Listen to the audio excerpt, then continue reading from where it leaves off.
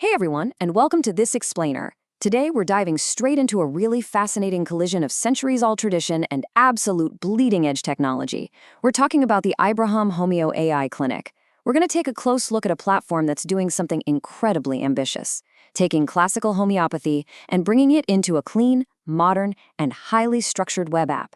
We'll see exactly how it bridges the gap between those historic medical texts and modern AI decision support to make the whole process of practicing and receiving homeopathic care smoother than ever before. Okay, so here's our game plan for today. First, we'll check out this modern homeopathy workspace. Then, we'll walk through the patient experience, flip over to the doctor's workflow, and finally bring it all together with the core philosophy. AI assists, doctor decides. Let's get right into it. Starting off with Section 1, a modern homeopathy workspace. Right off the bat, we got to talk about the absolute biggest guardrail built into this clinic. It is strictly decision support only. You know how AI these days is constantly trying to do everything for us? Well, here, it's firmly in the passenger seat. The AI never, ever prescribes medication by itself. Every single AI remedy suggestion is handed to the practitioner with crystal clear reasoning and source snippets attached. It's essentially an incredibly fast research assistant, but a licensed doctor is the one who always reviews the data, edits the draft, and gives the explicit final approval for the prescription. It's a tool built to support professional judgment, not replace it. Now, what's really interesting about this slide is the sheer contrast. Just picture the traditional manual method for a second. You've got a practitioner losing hours flipping through heavy physical repertories for every single case, trying to cross-reference scattered notes and struggling to confidently cite the exact source text. It's exhausting, right? Now contrast that with the Ibrahim, a beautifully structured digital workspace. Practitioners get digital case-taking, instantly cited remedy suggestions with the reasoning right there, and interconnected patient records that keep all that history safely organized in one place. And get this, that structured approach, it actually leads to a staggering 70% increase in speed for evidence-based remedy retrieval. I mean, 70%. Think about what a practitioner can do with all that reclaimed time. Instead of burying their head in a stack of reference books, they get to actually look up and focus on the human being sitting right in front of them. The engine retrieves those relevant passages instantly, completely transforming the pace of a modern clinic. To actually make that kind of speed possible, the interface is packed with some really sophisticated power tools for classical knowledge. Practitioners get a miasm radar for safe 10-axis analysis, a dynamic repertorization grid that scores rubrics against remedies, and super detailed tracking for location, sensation, modality, and concomitant symptoms. And the best part? The whole shebang is globally accessible.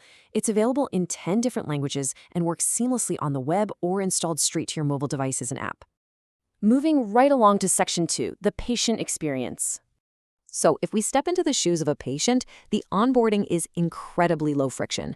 First, you just register a completely free account. Next, you browse the built-in directory and send a connection request to a doctor. Once they accept, you fill out a personal health profile and a symptom intake form.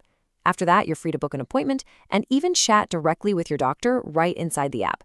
And finally, you can view all your active cases and improved prescriptions in your own personal portal. But notice this very deliberate design choice here. The patient never writes the actual clinical records. They don't have to stress out over complex medical terminology or worry if they're formatting their symptoms correctly for a repertory. Their only job is simply to share what they're feeling and submit that intake form. It's entirely up to the doctor to take that shared information and actively manage the formal medical case. Which perfectly transitions us into Section 3, the doctor experience. Let's move to the practitioner side and see how this builds out step by step.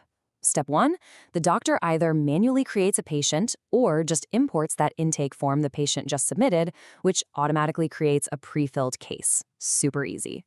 Step 2, they formally document the full symptom picture. Then we hit Step 3, which is kind of the magic moment, clicking Get AI Suggestion. The AI instantly analyzes the case and fires back the best matching remedies, complete with citations. Finally, Step 4, the doctor reviews the draft, makes their edits, explicitly approves the prescription, and generates a final PDF. Now, when the doctor is documenting that symptom picture, the depth of the data they can capture is just fantastic. They log the chief complaint, deeply analyze mental and physical generals, track modalities and etiology, and record a full miasmatic and health info history. The real brilliance of the app here is how it translates all those complex, vital, traditional inputs into clean, selectable digital dropdowns, making sure the data is structured perfectly for the AI to analyze later. So, the crucial point we have to talk about is how it handles uncertainty. We all know AI has a bit of a reputation for hallucinating, right? Just sort of making things up when it doesn't know the answer. But this engine is strictly programmed for medical safety. If the classical knowledge base just doesn't have a solid match for the symptoms entered, the app is simply going to say insufficient evidence. It will absolutely never invent or guess a remedy. Safety and classical accuracy are always priority number one. And where exactly is the AI pulling these answers from? Well, it's definitely not doing some random internet search. Every single suggestion is grounded in highly trusted, public domain classical texts. It's actually pretty wild to think about. You've got these incredible texts from the late 1800s and early 1900s, like Kent's Repertory, Burke's Materia Medica, and Allen's Keynotes, being analyzed in mere milliseconds by a modern neural network. The AI gives you the evidence link pointing straight back to the classical passage it was based on. All right, wrapping things up with Section 4, AI Assist, Doctor Decides. When you lay these two user journeys out side by side like this in a table, you can really see how harmoniously they interact on the platform. The patient just shares their symptoms, requests appointments, and follows their care without ever feeling burdened by medical data entry. Meanwhile, the doctor takes that history, studies the AI remedy suggestions grounded in the classics, and makes the final medical decision. The platform completely separates the roles, but keeps both sides perfectly connected. And this brilliantly illustrates our core thematic idea for this whole platform. AI assists, but the human doctor decides. The technology handles all the tedious, heavy lifting, right? It does the searching, cross-references the symptoms, and presents a highly logical, evidence-based draft. But that is exactly where the tech stops. The human element, the licensed practitioner's expertise, their intuition, and their final judgment remains 100% in control of the actual medical treatment. Seeing a tool successfully modernize a classical tradition like this without losing its roots is pretty inspiring.